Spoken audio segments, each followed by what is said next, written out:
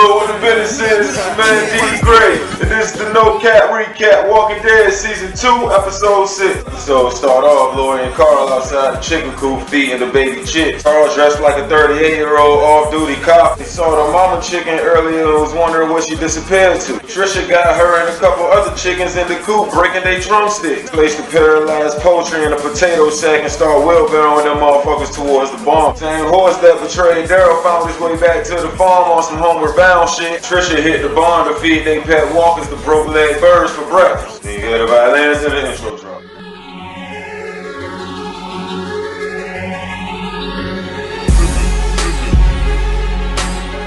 Glenn keeping a watchful eye. Maggie walk up and offer him some fresh peaches and beef jerky in exchange for him shutting the fuck up about what he saw in the barn. Wasn't too sure about keeping the secret, still took the food though. Carl told Shane he think it's about that time he learned how to shoot. Before Shane could even say yes or no, he peeped that Carl had already snuck and stole a pistol. Lori tripping about it. Rick told her that in this world, Carl basically a grown man. It's time for her to cut the umbilical cord. Glenn couldn't handle the pressure of keeping both secrets, so he unloaded everything on Dale. Lori's baby and the backyard barn walkers. Already tell he couldn't wait to investigate. The young and the inexperienced at the training ground shooting at a variety of wine bottles and tin cans. Jimmy turned his pistol sideways on some menace to society shit. T-Dog quickly told him to cut the captain out and hold that motherfucker correctly. And Rick both peeped that Andrea is actually a decent shot and they feel like she ready for the advanced course. Dale began his confrontation quest, told Herschel he was taking a walk and heard the walkers in the barn. Even though they mangled, discolored, and eat motherfuckers, and he know personally that all they feed them is crippled live chicken with nothing to drink. He still think the cure coming soon and won't be talked out of it. Told Dale that he better not speak a word of what he saw if they still needed a place to stay. Shane and Andrea in the woods at the one-on-one advanced course. Shane fucked the whole moment up by telling Andrea to pretend that the stump on the rope was the same walker that killed Amy. Andrea got offended and stormed off like Jan Brady. Lori run down on Rick, stressing the importance of Herschel letting them move in permanently. Rick told her he was already aware, but for now just give him some time and Herschel some space. Jane pull up on Andrea like she sell pussy and he tricked.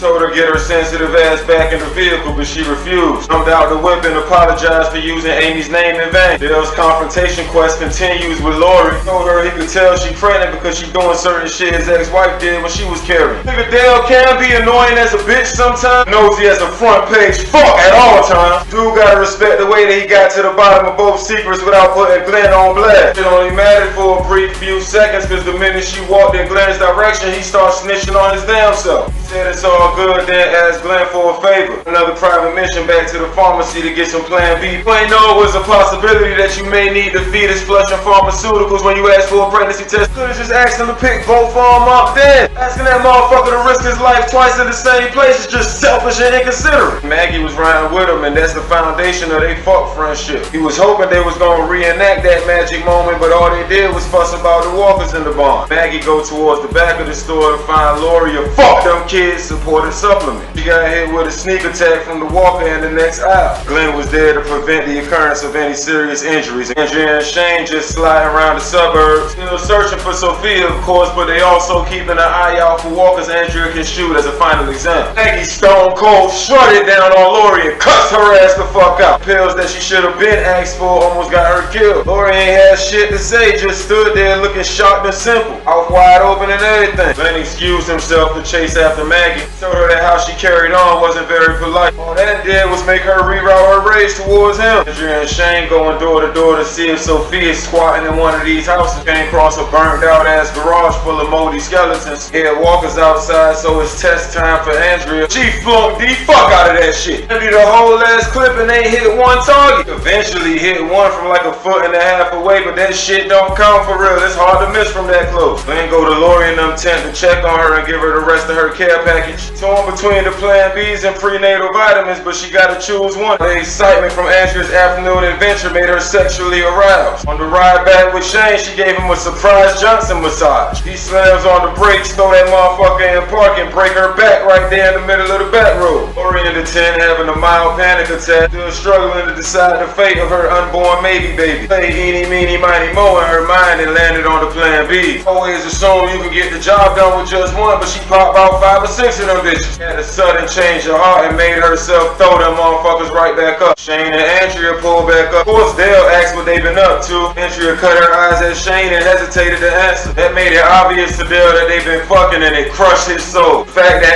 Andrea let Shane scratch the cat before him had that motherfucker furious. Ran up on Shane, welcoming the smoke in its entirety. Shane reminded Dale that Rick is his best friend and he loved him like a brother. He said, if you really think I'll kill somebody I love, what makes you think I won't blow the bucket hat off of your head? And Dale trembling in his mountain gear boots. Rick going to tend to unwind and he see the empty Plan B packages sitting in plain sight. Somebody that's trying so hard to keep their pregnancy private, she sure did a piss poor job at discarding the evidence. Could've threw a pillowcase over that motherfucker or something. Rick ran down on his secretive spouse and Crackle Pop snapped on her ass. Motherfucker was angry as hell. So he figured she might as well confess about her and Shane since it's already a moment of truth. Rick told her he'd been put two and two together and the shit won't difficult to figure out. Out of his head confirming his suspicions to himself.